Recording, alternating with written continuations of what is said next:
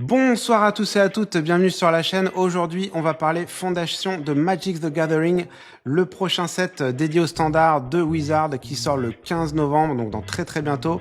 On est en pleine saison des spoilers en ce moment et je vous ai fait un petit extrait des 20 cartes que je trouve le plus sympa, le plus excitant pour le format Commander. Et donc, avant de commencer la revue des cartes, on va revoir très rapidement en quoi consiste ce set, quels sont les différents traitements et produits qui sont proposés, et ensuite on passera à mon petit extract de cartes. A tout de suite.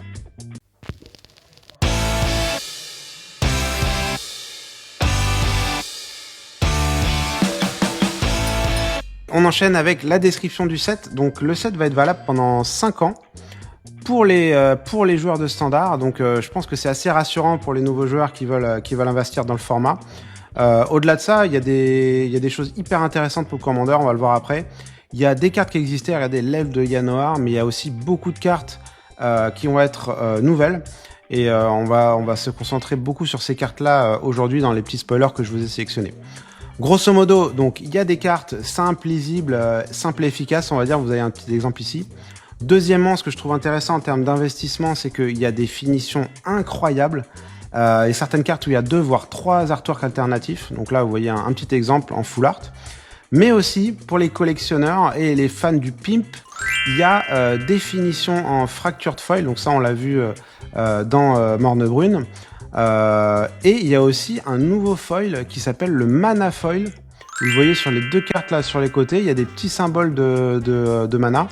Et un foil un peu arc-en-ciel qui a l'air assez pimpé. Donc voilà, avoir le résultat en vrai, ce sera peut-être un peu trop flashy. Mais déjà, je trouve que les artworks alternatifs, vous allez les voir dans la sélection, ils sont vraiment très cool. Je vais pas vous présenter les produits. Grosso modo, la seule originalité, entre guillemets, c'est qu'il n'y a pas de deck préconstruit Commander. Et qu'ils ont fait des boîtes dédiées pour les nouveaux joueurs, pour apprendre, etc. Donc voilà, je trouve que c'est assez intéressant pour les nouveaux joueurs. Allez, on va se regarder les petits spoilers que je vous ai sélectionnés parmi tous ceux qui ont été révélés jusqu'à aujourd'hui. Ils vont très bientôt être terminés. Je crois que c'est le 1er novembre que les spoilers se terminent. Ensuite, il y a le 8 novembre l'avant-première, 15 la sortie officielle. Sachez que moi, je serai le 12 novembre chez Play-in pour l'avant-première. Donc, si vous êtes là, passez me passer un petit bonjour. Je serai hyper content de discuter avec vous et peut-être de vous rencontrer en match face à face avec nos petits decks qu'on aura construits. Alors, j'ai pas pris les meilleures cartes, c'est pas du tout les meilleures cartes, c'est pour moi des cartes intéressantes pour le format Commander que j'ai sélectionné. Allez, c'est parti, on va commencer avec Crystal Barricade. Pourquoi j'ai sélectionné Crystal Barricade? Je trouve que c'est un très bon mur. Mais en plus, si vous connaissez Arcades, donc c'est un deck que j'avais à l'époque, que j'ai arrêté, mais qui était vraiment très fort. Un deck basé sur les murs, donc vos murs peuvent attaquer, ils infligent les dégâts égaux à leur endurance. Et franchement, si j'avais eu ce mur, j'aurais été très content. Il donne Hexproof, il prévient les blessures de non-combat. Donc ce mur est très cool. Allez, deuxième carte, Arbo the First Fang. Donc grosso modo, ils ont sorti pas mal de tribus. Ils ont remis la mode des chats. Lui, il est quand même hyper fort. Pour 3, il fait +1/+1 à tous vos chats. Et quand il arrive ou qu'un autre chat arrive, vous créez un chat. Donc voilà, vous allez créer des chats. Il y aura beaucoup de chats. Il y aura des chats partout. On continue avec la Mossborn Hydra. C'est une 0/0 trample pour 3, donc elle arrive avec un marqueur +1, et à chaque fois qu'un land que vous contrôlez arrive, vous doublez les nombres de marqueurs +1 sur cette créature. Donc grosso modo, ça va être de l'exponentiel. Typiquement, vous mettez un fetch, il va passer à 2, puis à 4. Voilà, donc ça peut aller très vite. Donc à mon avis, sur des longues parties de Commander, vu qu'elle a trample en plus, cette île peut être très intéressante. On passe à la prochaine. Nine Life Familiar, donc lui c'est un chat en fait qui va revenir. Alors c'est un chat encore une fois, mais je pense pas que vous allez l'utiliser dans le même deck. C'est un chat noir pour le coup, et en fait qui a 8 vies. Et ce que je trouve rigolo, c'est que quand il va mourir, il va revenir sur lui avec une vie de moins. Il va revenir sur le champ de bataille avec une vie de moins. Donc en fait, ça peut vous faire un moteur de sacrifice assez intéressant. Il y en a sûrement d'autres qui ont d'autres idées d'usage de ce chat, mais en tout cas, moi je trouvais que l'idée était intéressante, surtout en noir. Allez, on enchaîne avec Homunculus Horde. Qu'est-ce qu'il dit? C'est pour moi le Scud Swarm vert, en fait. Hein. C'est un 2-2 qui va se démultiplier de manière exponentielle à chaque fois que vous allez piocher votre deuxième carte chaque tour. Donc je sais pas trop ce qu'on va en faire en bleu, mais en tout cas, voilà, vous allez pouvoir le faire principalement pendant votre tour. Pendant les tours de l'adversaire, c'est faisable aussi, mais il faut piocher 2 cartes. Donc à voir ce qu'on pourra faire, mais je suis sûr qu'il y en a qui vont trouver des idées rigolotes pour ce Homunculus Horde. On enchaîne avec Zimon Paradox Sculptor. Elle, pourquoi j'ai sélectionné, c'est pour la mettre dans mon deck Elga. Je vous l'ai déjà présenté. En gros, elle trigger Elga parce qu'elle coûte 4. C'est une 1-4. Au début du combat chaque tour, je vais pouvoir mettre un compteur +1 sur 2 de mes créatures. Donc potentiellement 1 sur Elga, 1 sur une grosse créature. Et pour 2, je la tape. Je double le nombre de chaque compteur sur 2 cibles, soit créature, soit artefact. Donc il va y avoir des trucs vraiment très cool à faire avec. Bon, moi dans mon deck ce sera principalement pour booster des grosses hydres qui sont déjà 12-12 ou 24-24. Mais vous pouvez le faire aussi avec des artefacts, donc des compteurs cassés d'artefacts, ça peut être aussi très rigolo. On enchaîne avec l'Archmage des Runes pour 5, 3, 6. C'est un Giant Wizard, donc il fait Instance et Sorcery Spell, ils vont coûter 1 de moins. Et à chaque fois que vous allez cast un Instant ou Sorcery, vous allez piocher une carte. Donc nos amis des decks IZ, contrôle ou bleu, ils vont être très très contents parce que il va être quand même très très fort cet Archmage, même s'il coûte quand même 5 à poser. On continue avec le Bloodthirsty Conqueror, donc un vampire chevalier 5-5 Vol Death Touch pour 5. Des très très grosses stats. Et qu'est-ce qu'il fait? Il fait Exquisite Blood. En gros, à chaque fois qu'un adversaire perd de la vie, vous gagnez de la vie. Donc ouais, moi je trouve que ces cartes sont fortes, mais franchement, mettre ça et gagner la partie parce que vous avez un combo, c'est pas très très drôle. Après voilà, c'est quand même pour vous montrer le niveau du power creep de Fondation. Et regardez, on a des très très belles finitions, on en a 4. Je vous montrerai les détails après, mais pour vous dire que certaines cartes vont être aussi, voilà, on va avoir beaucoup de finitions différentes. Et ça, c'est ce qui fait aussi l'attrait de ce set pour moi. On enchaîne avec le Twin Flame Tyrant. Alors lui, c'est un autre banger, une mythique, qui pour moi hein, est l'équivalente, on va dire, à rouge. Hein, c'est la série hein, des mythiques bien puissantes en rouge. Lui, qu'est-ce qu'il fait? Tout simplement, il dit que si une source que vous contrôlez fait des dommages à un adversaire ou un permanent qu'un adversaire contrôle, vous doublez ses dommages. Voilà, un 3-5 flying qui double les dommages pour 5. C'est juste hyper fort, donc ça va faire très mal et ça va être beaucoup joué aussi. Moi, je pense que je vais le rentrer dans Animar, peut-être aussi dans Atlapalani, on verra. Mais en tout cas, ultra fort.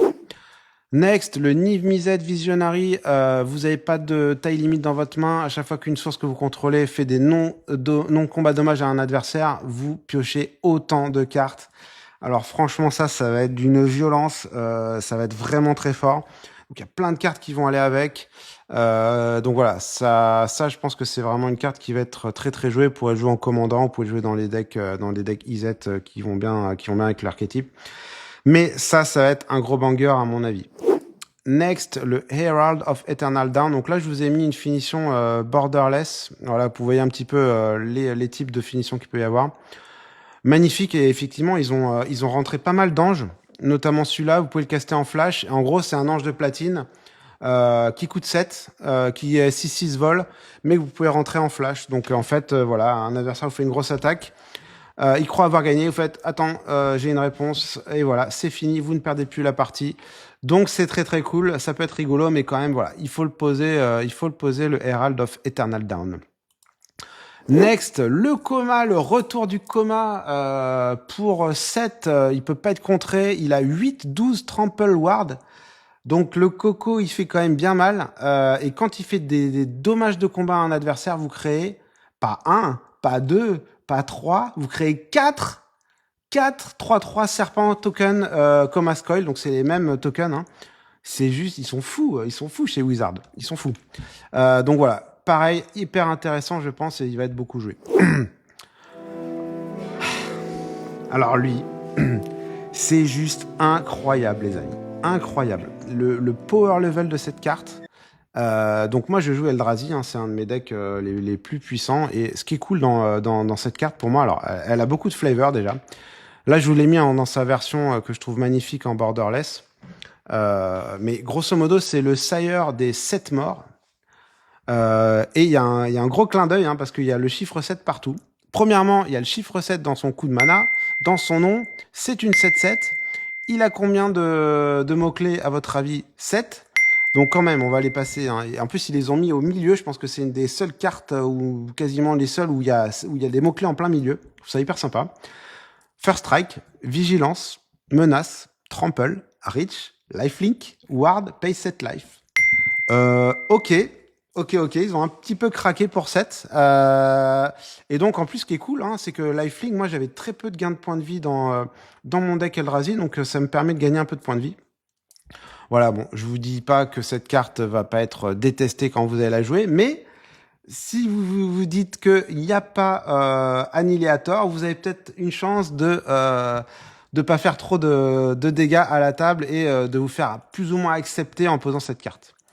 Next, le Blasphemous Edict. Alors là, c'est pareil, mais ils ont vraiment fait un truc hyper puissant là. C'est le Blasphemous Act en noir, grosso modo. Alors, il coûte 5 à poser. Il a une réduction de coût comme le Blasphemous Act, mais lui, il faut qu'il y ait 13 créatures ou plus sur le champ de bataille. Donc, c'est pas si simple à activer. Mais grosso modo, ce qui est ultra fort c'est que grosso modo, chaque player va sacrifier 13 créatures de leur choix. Donc grosso modo, tous vos adversaires, ils vont devoir sacrifier toutes leurs créatures. Personne n'en aura plus que 13. Enfin, ça arrivera quasiment jamais. Et voilà, ça reste beaucoup plus fort dans l'effet que Blasphemous, parce que c'est pas du dégât, c'est du sacrifice. Donc pour vous protéger, il faut faire phase out vos créatures. Il n'y a pas d'autre alternative, hein, que ça. Donc voilà, ça va être juste hyper fort, et ça va être un gros staple de Commander. Pareil, on verra les finitions après, mais il y a un full art qui est d'une beauté extrême. Next, les Prosperous Proportion. Donc là, j'aime beaucoup la carte, ça va rentrer dans mon deck écureuil. Alors, grosso modo, pour 7, c'est quand même assez cher. Ça fait que ça vous donne plus 10 et vigilance à toutes vos créatures. Oui, il n'y a pas de trample, mais si vous avez 10 ou 15 tokens écureuil et que c'est tous des 11-11 vigilance trample, et si ça se trouve, vous aurez encore des boosts, parce que vous allez voir, il y a d'autres boosts qui vont arriver, qui vont être assez sympas. Ouais, grosso modo, l'adversaire, même s'il n'y a pas de trample, il va devoir tous les bloquer, donc ça va peut-être faire board wipe chez lui, et voilà, ça va faire très mal. Et j'aime beaucoup l'artwork, que je trouve très cool, avec les écureuils là qui s'amusent avec les églises, les maisons. Voilà, j'aime beaucoup, et voilà, ça va rentrer en plus dans l'écureuil, donc c'est parfait pour moi. Next, la Celestial Armor. Donc ça, c'est un équipement qui arrive en flash. Elle donne Hexproof et indestructible à une créature quand il arrive, et la créature équipée a +2 et vole. Moi, je trouve ça hyper sympa dans des decks Voltron. Ça vous protège votre créa et ça l'attache directement, ça lui donne vol. Donc pour un deck, voilà, c'est quand même en deck Voltron, c'est quand même hyper fort. Je trouve, ils ont sorti des bons équipements. Donc grosso modo, je pense que l'archétype équipement va renaître avec cette extension. Il y a eu aussi d'autres qui sont arrivés il y a pas longtemps. Donc voilà. Vive les équipements. Moi, je joue pas beaucoup, mais ça me donne vraiment envie, notamment avec le Secret Lair là. Marvel qui est arrivé. Donc il y aura des trucs cool, je pense, en équipement. Next, la Leyline Axe. Donc là, ils ont sorti une Leyline en artefact. Donc ça, c'est assez rigolo. C'est la première fois aussi. Bon, en commandeur, inutile de trop y compter. Mais ce que je trouve cool, c'est que grosso modo, ça fait comme le sort rouge qui donne +1/+1, double strike et trample. J'ai oublié le nom, il me sort de la tête, mais c'est pas grave, vous allez le retrouver pour moi. Voilà, donc très cool, sauf que ça n'arrive pas en flash. En tout cas, voilà, un autre exemple d'équipement qui va arriver dans Fondation. Next one, alors le Banner of Kinship. Donc voilà, je vous parlais des tribalités. Banner of Kinship, c'est pour 5. Quand il arrive en jeu, vous choisissez un type de créature et vous mettez autant de Fellowship Counter sur l'artefact. Donc grosso modo, vous avez 10 écureuils en jeu, vous mettez 10 marqueurs sur la banner, et les créatures auront tout le temps, à vie, tant que l'artefact est en jeu, bien sûr, +10. Et par rapport à Coat of Arms, Blason, je trouve ça quand même vachement mieux, parce que ça vous concerne que vous, et grosso modo, ça reste à vie. Donc voilà, il faut le mettre quand vous avez un certain nombre de créatures quand même, pour avoir un nombre de marqueurs intéressant. Rappelez-vous, hein, la carte qui ajoute des marqueurs aussi, là, en bleu-vert, la Zimone, elle va pouvoir aussi vous monter ces marqueurs si vous le voulez. Donc voilà, je pense que cette carte dans les decks tribaux, elle va faire, à mon avis, un carton, en commandeur en tout cas.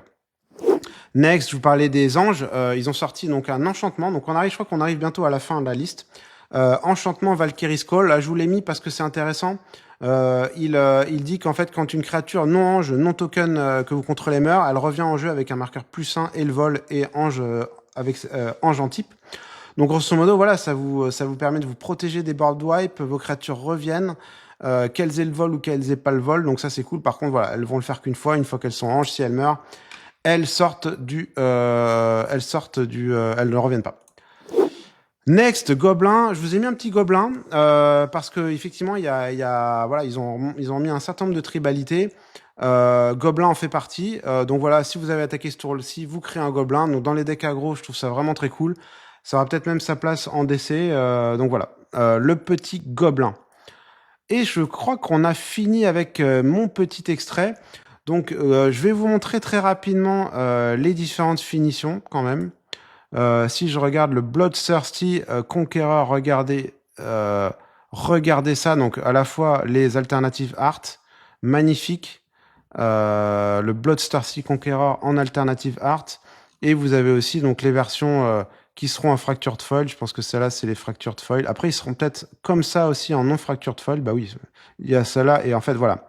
C'est la version foil de celle-là sera en fractured. Mais voilà, c'est très très beau. Le Twin Flame Tyrant, je pense que c'est pareil. Il doit avoir sa version alternative art et la version voilà fractured foil un peu animée. Donc voilà, grosso modo, j'espère que ce petit extrait vous a plu. Il y a d'autres cartes qui vont sortir, hein, rassurez-vous. Mais voilà, grosso modo, ce set va être hyper cool et j'espère que vous allez pouvoir bien booster vos decks commandeurs avec. En tout cas, moi, je vais pas m'en priver. Sur ce, on va s'ouvrir une petite boîte de collector de l'extension prochainement, dans 10 jours à peu près quand elle arrivera. Éclatez-vous avec cette extension. Si vous pouvez faire l'avant-première, faites-la. Et encore mieux, le 12 novembre chez Play-in, je serai de la partie. J'espère que cette vidéo vous a plu. N'hésitez pas, bien sûr, à envoyer vos commentaires. S'il vous plaît, souscrivez. Plus on est de fous, plus on rit. Et je vous dis à très bientôt. Ciao!